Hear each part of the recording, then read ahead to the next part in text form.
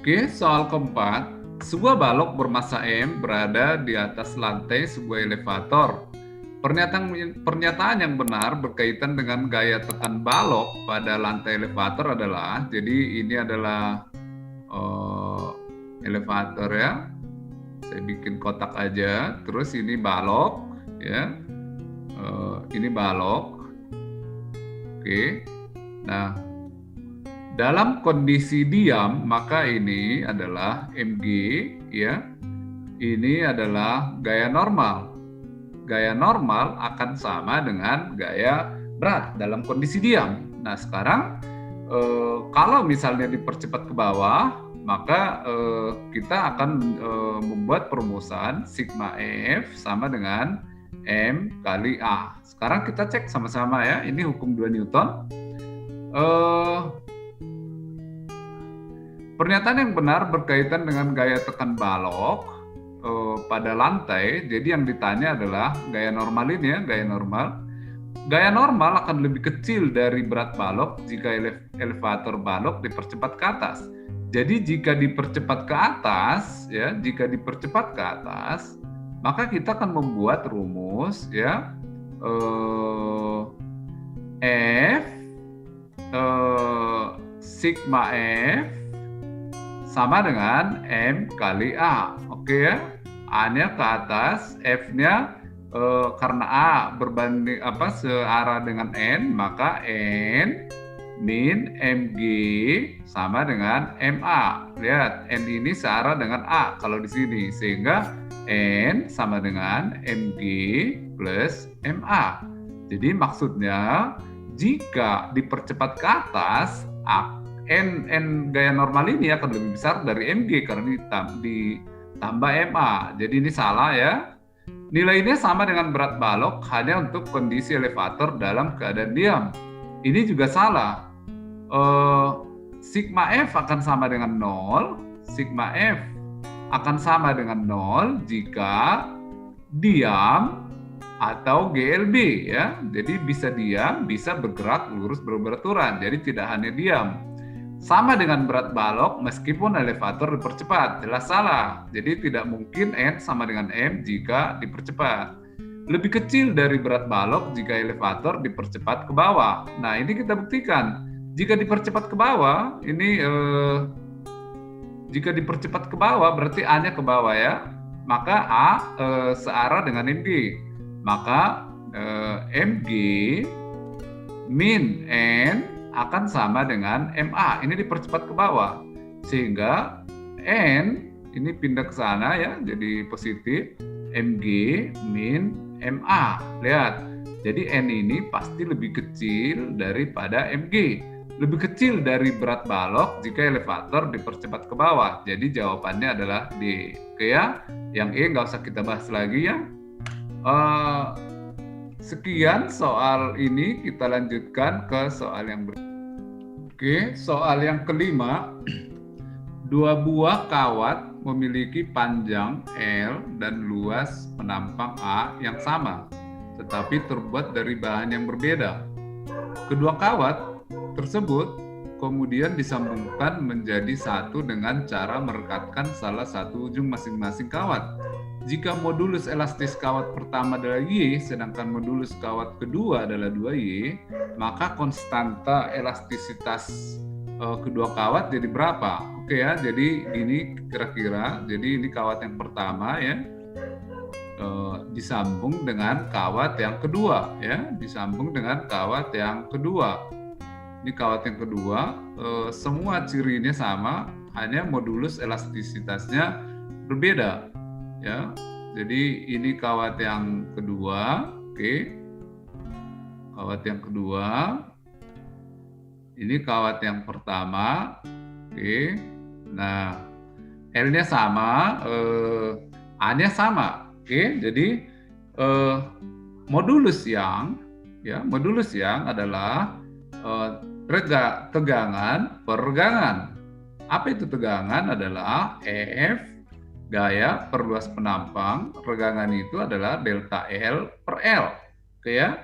Sehingga ini bisa kita tulis F L per A delta L. Oke, nah sekarang modulus elastisitas yang pertama adalah Y. Y itu sama dengan F ya L1 per A delta L1. Sedangkan modulus yang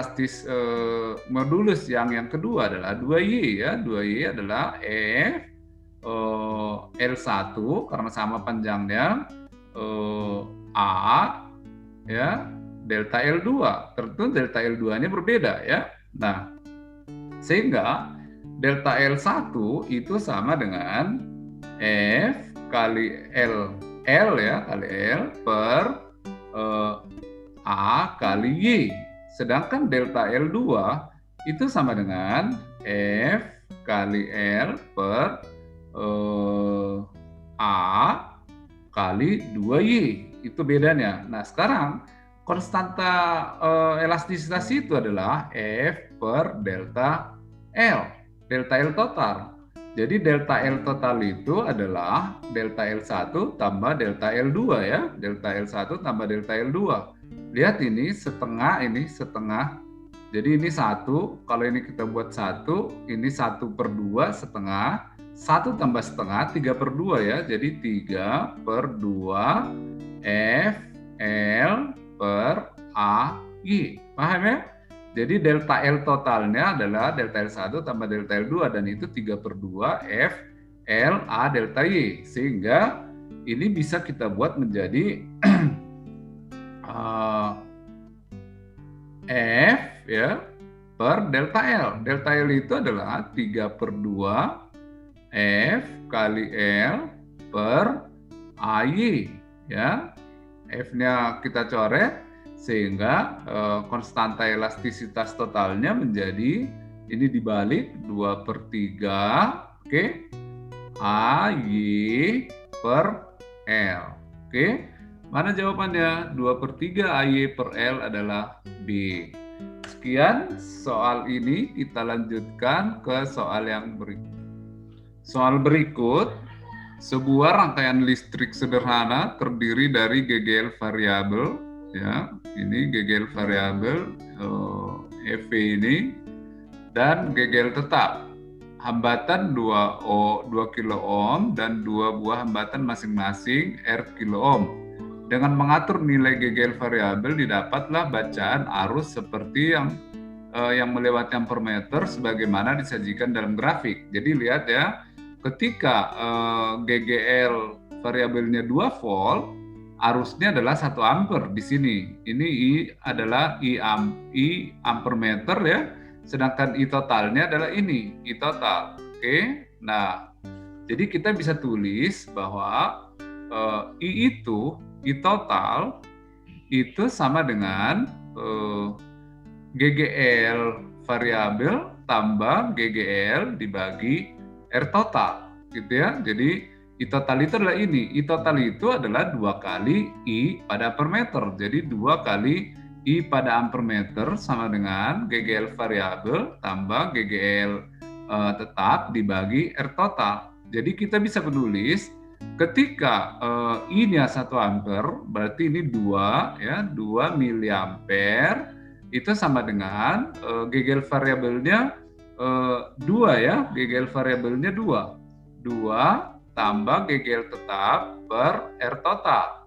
Oke, ketika ampermeternya menunjukkan 3, berarti I totalnya adalah 6 miliampere sama dengan GGL variabelnya adalah 18 tambah GGL per R total. Sehingga kita bisa membuat persamaan ya, 2 R total itu sama dengan 2 tambah GGL tetap. Sedangkan 6 R total sama dengan 18 tambah GGL tetap. Oke, supaya ini bisa dieliminasi, ini kali 3, ini kali 1, sehingga ini 6 R total sama dengan 6 tambah 3 GGL tetap ya. Ini 6 R total sama dengan 18 tambah GGL tetap. Oke. Terus kita kurangkan supaya habis. Ini habis ya. 6 dikurangi 18 adalah min 12 tambah 4 dikurang ya, maaf, dikurang berarti ini 2 ya, 2 GGL tetap sama dengan 0. Jadi 2 GGL tetap sama dengan 12. Jadi GGL tetapnya nilainya adalah 6 volt. Jadi jawabannya adalah E ya. Oke, sekian soal ini, kita lanjutkan ke soal berikutnya.